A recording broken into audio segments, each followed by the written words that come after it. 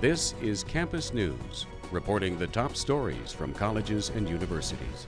Next on Campus News. See how one MSUM athlete is jumping his way to new heights. See what award-winning performer put on a show at Concordia. MSUM students let their flags fly at an international celebration. And find out more about the debate of carrying guns in classrooms. Good morning, and welcome to Campus News. I'm Shannon Blumgren. And I'm Tanner Robinson. In 2009, thousands of college students from across the Red River Valley worked together to protect their homes from a historic flood. 10 years later, the city of Fargo is asking college students for help as history prepares to repeat itself. On Monday, Fargo Mayor Tim Mahoney declared a state of emergency ahead of the flood. The National Weather Service says there's a 10% chance of the river cresting at about 40 feet. The same level as the devastating flood of 2009. Mayor Mahoney says he hopes students from NDSU will join volunteers to protect the rest of the city. Even though the university is relatively safe thanks to its distance and elevation from the river, city officials are expecting the river to crest sometime next month, but want to be ready well before then. April is coming up on the calendar real quickly, and people are all thinking, is this something that we need to be worried about? And so we're going to get started now and control what we can control and get prepared and plan for the worst, hope for the best. Fargo's Sandbag Central will open on Tuesday, March 26th. The city hopes to have 1 million sandbags filled over the next 10 days after that. The FM area just narrowly missed out on having more water to clear up. Classes were called off for the 6th time this semester at MSUM. All week, the National Weather Service had shared forecasts showing another blast of snow and cold hitting campus. The warning was enough to turn most buildings into ghost towns, but the blizzard never came. Instead, students had to deal with rain and melting snow, making a mess of roadways. MSUM's maintenance office says while the weather still caused problems for drivers, clear-up went a lot quicker than expected. College students carrying guns in a classroom. It's an idea that was recently shot down in the South Dakota Senate. But as reporter Anthony Fridgen found out, the debate of conceal and carry on college campuses is an ongoing issue. Number one, you wouldn't know who's carrying a gun with them, and number two, you don't know their level of training. Conceal and carry on college campuses has been sweeping across lawmakers' desks throughout the country. And as MSUM Public Safety Director Ryan Nelson says, putting guns in students' hands can lead to some dangerous situations. Let's say there's an altercation between students and one person pulls out a handgun. That raises it, a lot more serious than a normal fight would be. Ryan also had concerns on how public safety officers would be able to stop an active shooter. During our we don't carry firearms during our business, so we're not armed. We spoke to a local conceal and carry instructor who told us he thinks students without guns are defenseless to a deadly attack. And I think it's been pretty well proven in the last several years that it's gun-free zones that a lot of these shootings happen at. There's definitely been college shootings, school, elementary, middle school, high school shootings, churches, theaters, places that restrict firearms. Rowe also thinks that the fear of firearms comes from a lack of education. It's one of those things that people tend to have the wrong idea about. Just because there are guns there does not necessarily mean people are going to pull them out and shoot them. If that was the case, why aren't they doing it now? With photographers Kylie Chapman and Allie Gelzer, Anthony Fridgen, Campus News. Minnesota lawmakers are currently debating 2 new bills that would require additional background checks before being able to buy a gun. A University of Miami surgeon is out of a job after he was accused of sharing pictures of patients' genitals. Dr. Christopher Salgado is accused of posting multiple inappropriate photos to his Instagram page. One of the photos posted included the removed penis of a transgender patient in the shape of a heart, with the caption, "There are many ways to show your love." The account has since been deleted. There is currently a group of transgender advocates petitioning to the medical community to take action. Some of the top schools across the country are in a state of shock after the U.S. Attorney's Office charge 50 people as part of a college admissions scam. The Justice Department is accusing wealthy parents and coaches of bribing and providing fake information to college admissions office to get their kids into top-tier schools. Some of the schools impacted include Yale, Stanford, and USC. It's the largest admission scam ever prosecuted by the Justice Department. We spoke to a local college admissions worker who says although the scandal has damaged the credibility of school admissions offices, the majority of them are doing the right thing. And a couple of those rotten apples are out there causing a lot of problems right now. But I know that our industry is strong and that we have a good, broad world of ethical individuals that are doing this for the right reasons. We're here to help students. The Justice Department is currently looking into any other potential suspects related to the fraud. Students are left scrambling after a Vermont college suddenly announced it would be closing its doors for good. Southern Vermont College made its decision less than 24 hours after a hearing about its financial problems. The private school is currently facing up to $4 million in debt. The school says it will help the displaced students find new colleges, as well as help the ones only credits away from their degree. The college's final day will be May 18th. The NDSU robotics team recently took first in the regional competition, but there's still one more hill it needs to climb to reach the top. I took a look at some of the bots being brought into battle. Way off the campus of NDSU, two hunks of junk are making their rounds inside a boxed-off battlefield. But they aren't facing off against each other. Instead, 2 of 5 engineering students are controlling them to do target-based tasks as part of a new robotics team at the university. Coming off of their first regional competition, team member Aaron Kaltoff says he and his team didn't know what to expect. Like a lot of extra change. We didn't know if we were going to do well at all because we were a first-year team here at NDSU, and we were thinking maybe we'll take 3rd or 4th, like in the 7. To its surprise, the team took first in the tournament, which is a score-based competition that changes every year. Each robot the team designed was made out of metal and one other key element: 3D printed parts. The main component of the robot that launches the balls is held onto the robot by 2 3D printed pieces, and there's a lot of other things on the robots that are 3D printed that are very essential to them working. Now that it's done with regional competition, the NDSU robotics team will now take its shot at Worlds. Kaltoff and Moldashel are looking forward to the opportunity to show what their team is made of on a bigger stage. We were super thrilled when we got the Worlds invite, and we're still super excited when we go and compete. Waking up for an 8 a.m. class is not fun, but waking up for an 8 a.m. robotics competition is, I just instantly pop up, and it is the most nerdy, fun thing I'd ever done in my life. When the team heads off to compete, one thing is for sure: robots will be taking over their world. The world competition will take place in Louisville, Kentucky, starting on April 24th. Students at Concordia College in Moorhead are crazy for recycling. Concordia, along with hundreds of other schools across the U.S. and Canada, are competing for Recyclemania 2019. Students are collecting as much trash as possible over the 8-week-long contest. A leaderboard is updated at the end of each week, showing how colleges stack up to one another.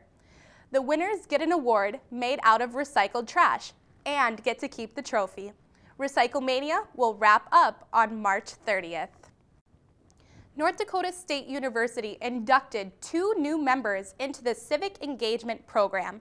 Reporter Carrie Haverson takes us to the ceremony for the Tapestry of Diverse Talents. It was a special day for 2 inductees at North Dakota State University. Mohsen Tamasabi Nasab and Carol Jurgensen are the 2 newest additions to the NDSU Tapestry of Diverse Talents. This program recognizes and celebrates students, staff, and alumni of all ethnicities and diversities who advocate for diversity within the community. Nasab says he hopes to share knowledge of diversity with others. My personal and professional goals are to be able to play a small role in promoting cultural diversity and also different forms of diversity in our community and also at NDSU. The tapestry is a collection of fabric, with each piece representing a different past inductee, with 181 inductees represented. Jurgensen says her mission is to create comfort for NDSU students. Because I just want our students to be comfortable, to be able to explore and to be accepted in their space, and to have safe spaces where they can learn and grow. The Student Activities Office says the tapestry program kindles the spirit to diversify diversity, and these two have been honored for doing just that. I was not expecting it. I never would have guessed that I would be here, so they see a lot that's happening that I don't always see in myself. Carrie Hoverson, Campus News.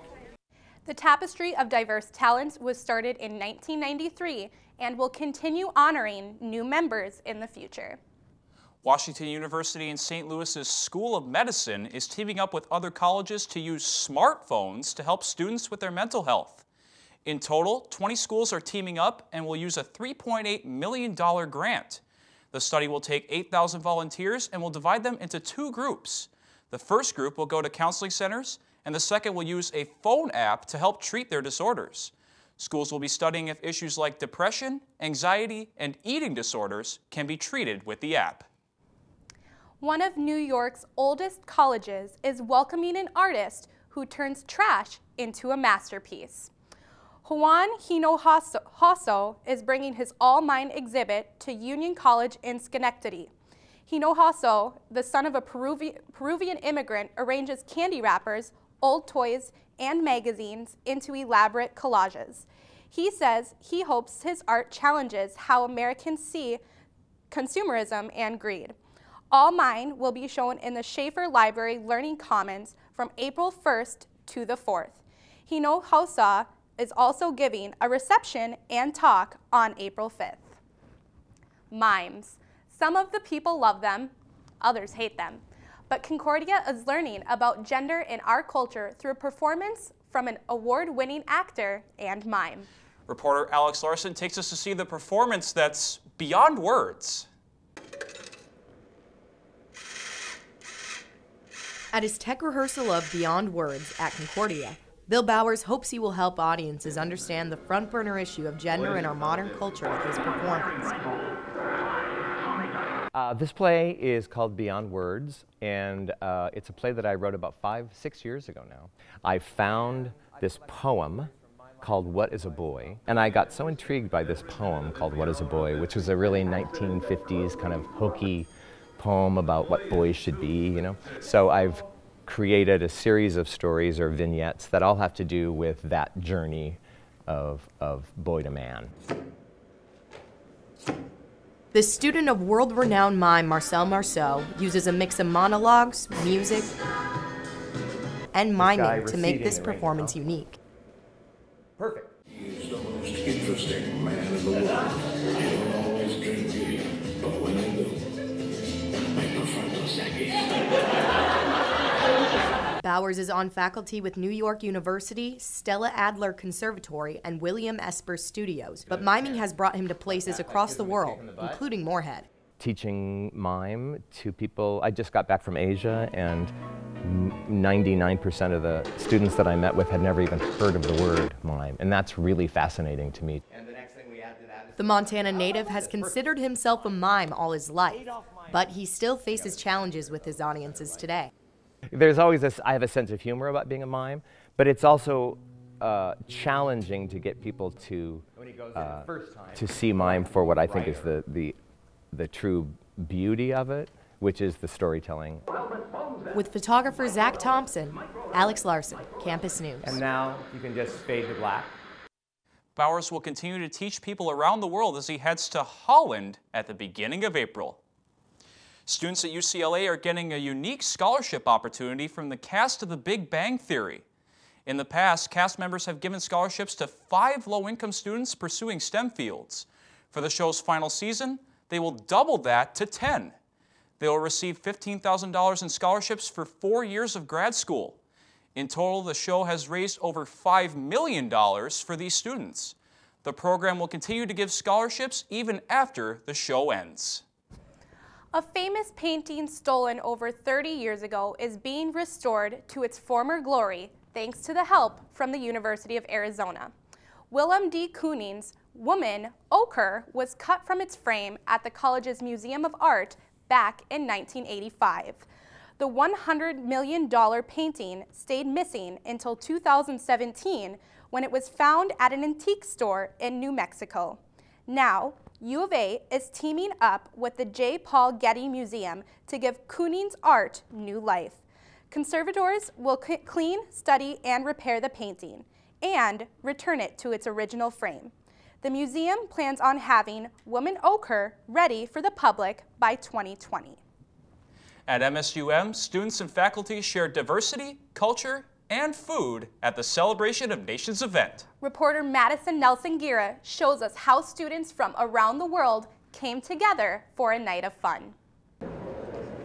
Miles from their home, MSUM students who call countries like Nepal, Ghana, and Vietnam home brought their heritage, flags, and homeland pride to the MSUM Union. They wore customary clothes, shared music, and danced. Amelia Ehringer and some of her friends performed a K-pop dance. MSUM is a campus that has a lot of different cultural groups in different countries that are all present on its campus. The importance of diversity seemed to be the theme of the night, with many different people coming together to learn about each other.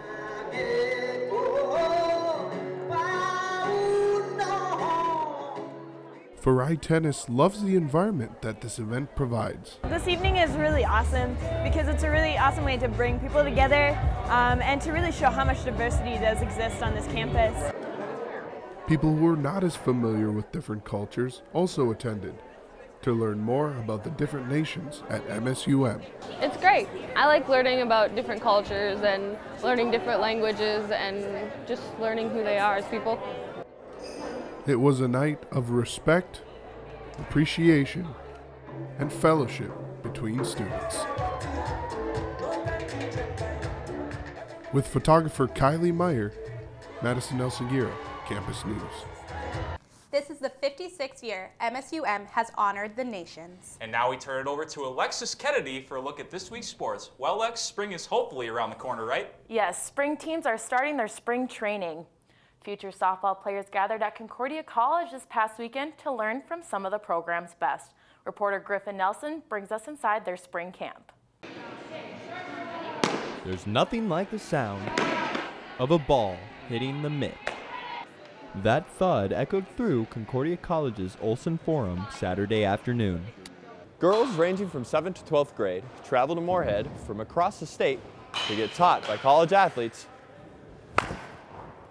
proper fundamentals. I personally love working with younger kids, and just like you almost have to work with them in a different way than older kids. You just have to be fun and like make it all fun, and they'll eventually learn to love it just as much as you do. Participants in the clinic were drilled in pitching and catching, infield grounders, and even some pop flies inside.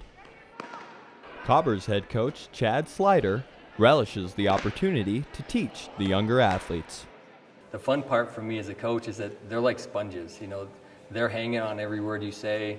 They're soaking up everything as much as they can because they're eager to get better. Along with the younger campers looking to improve their game, juniors and seniors in high school use the camp to get exposure in front of Coach Styler, such as incoming freshman recruit Molly Wildy. I definitely get the one-on-one experience with college players, so I get like their experience as well as like talking to the coaches personally, and they help me like specifically and personally, and also learning new drills that I can work on. From the diamond to the dugout, the girls of Concordia College softball enjoy passing on their passion for the game. Softball is probably one of my first loves. It's just outside, it's fun. You're always like with people. With photographer Damian O'Donnell, Griffin Nelson, Campus News Sports. 1, 2, 3, pass! annual camp housed several Carver hopefuls and will be offered next year around the same time. Alabama is mostly known for their success in football, but they have another team making headlines for their success. Its softball team is off to the best start in program history after improving to 28-0. The previous mark was set at 2001 when Alabama started 27-0. Alabama is the last undefeated team remaining and was ranked 4th in the nation. Alabama averages 5 more runs per game than their opponents. NDSU men's basketball will be dancing again for the 3rd time in 6 years. They won 73-63 against Omaha to advance to the NCAA tournament for the 4th time. The Bison came into the Summit League championship game as the underdogs, being the 4th seed playing against the number 2 seeded Omaha Mavericks. If NDSU wins the first round, they will have the chance to play number 1 seeded Duke. For the 5th year, billionaire Warren Buffett is issuing a sports challenge unlike any other, and the winner can take home $1 million a year for life. The catch this year is that you must be one of Buffett's employees in order to participate. This year's challenge is to predict the Sweet 16. If no one does, a consolation prize of $100,000 will be awarded to the employee with the most correct bracket. No one has ever picked a perfect bracket. The odds of picking a perfect bracket are 1 in 9.2 quintillion. Minnesota State University Moorhead has a new record holder for the high jump. Sophomore Chris Cook set the record for the NSIC Conference Championship. Reporter Nick Napper was there to figure out how he jumps over his goals. There are 3 things that are known for jumping: bunnies, kangaroos, and MSUM's Chris Cook. Honestly, I never really thought about it like that. Cook is a sophomore who transferred to MSUM from North Dakota State University. And at the NSIC Conference Championship, he set the conference and school record in the high jump at 7 feet and a half of an inch. Cook gives all of the credit to his coaches. I knew I had some really good coaches coming in. Coach Barry, Olympian finalist, and Coach Dave Bergstrom. So I just knew coming in, if I worked hard, worked with those guys, I'd be pretty good. Cook earned an All-American award and finished 5th in the NCAA Division II Indoor National Championships, completing some of his goals, but also creating new ones. After that, now it's just be consistent, have a consistent height, especially even like my short-term goals, go back to nationals, try to place higher, and just do the best I can do, honestly. Cook also received the NSIC Newcomer of the Year award. With photographer Damien O'Donnell, I'm Nick Napper, Campus News Sports. Chris Cook and the rest of MSUM's track and field team began their outdoor track and field season March 30th. Guys, I hope we can just jump right into spring. I'm right there with you. He just looks like he has sprays in his shoes whenever he just jumps like that. Thanks, Alexis. We've been celebrating 35 years of campus news on Prairie Public Television. But the show's history goes back even further. This week, we flash back to the lead story on the first campus news program in 1982. Norway's King Olaf visited Concordia College. Security was tight. Every turn the king made was choreographed by a 30-person committee and submitted to the Secret Service for approval. Cindy Huter had the story. His Majesty King Olaf V of Norway landed at Fargo Sector Airport yesterday morning and began what was his 3rd visit to our area. The king was greeted at the airport by local dignitaries and the Concordia College rep band. After a brief stop at the Civic Memorial Auditorium, the king was taken to Concordia for a convocation service in honor of his visit. The service included an academic procession of faculty, administration, and pastors, followed by King Olaf and his official party. The king received an honorary degree during his first visit to Concordia and so dressed in academic robes for the convocation. The Concordia College Choir and Band provided music by Norwegian composers. They were under the direction of Dr. Paul J. Christensen, an instructor at Concordia who was one of the recipients of royal honors from the king. The president of Concordia College, Dr. Paul J. DeVries, is also a recipient of royal honors. DeVries welcomed King Olaf during yesterday's convocation and then presented him to the capacity-filled auditorium. In his address, the king remembered past visits and commented on the changes. He also expressed his hopes for the continuing good relations between Norway and the United States. This is my 3rd visit to Concordia College. Your campus has changed since I was here last. in 1968. You have added beautiful new buildings, artworks, and landscaping. But one fundamental aspect of life on your campus remains unchanged. The whole atmosphere is just as friendly and open as I remember it to be from my previous visits. A Norwegian visiting your college cannot help but take pride in the great accomplishments of earlier generations of Norwegian immigrants to the United States. At the same time, the very existence of a vital educational institution like Concordia College produces in me feelings of extreme confidence about the future partnership and relationship between the United States and Norway. After the convocation, King Olaf was escorted to the Knutsen Center for lunch and a short rest. Later, there was a formal wreath-laying ceremony. At the ceremony, the King visited with Norwegian students who are attending Concordia College. The King was then taken to the airport, ending another historical visit. King Olaf's visit to Concordia marked the establishment of the King Olaf V Scholarship Fund. These scholarships will be awarded to Norwegian students who participate in the Oppdag America program at Concordia College. This is Cindy Hitter reporting for Campus News. Concordia College continues to offer a King Olaf Scholarship. It is designed for students coming directly from Norway. And that's it for this edition of Campus News. We leave you with another look at the celebration of nations. Thanks for joining us and have a great week.